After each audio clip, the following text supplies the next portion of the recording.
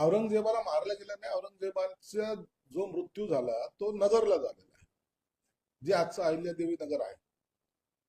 आणि औरंगजेबाने त्याच्या काळामध्ये त्याने घेतली ती जागा त्या त्या ठिकाणी स्वतःची म्हणजे डेड बॉडी ज्याला म्हणतो तिथं त्या असावी असं त्याचं एकंदरीत स्वप्न होतं.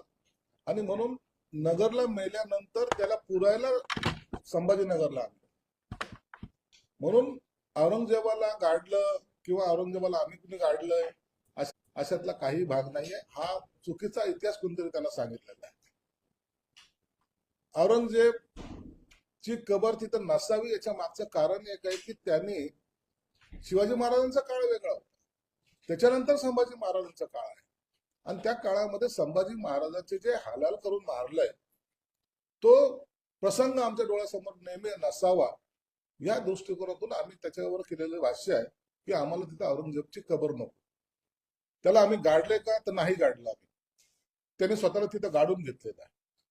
म्हणून तो इतिहास आम्हाला पुसायचा आहे, हे त्याच्या मागचं आमचं धोरण होतं. त्यात राजकारणाचा भाग येत नाही.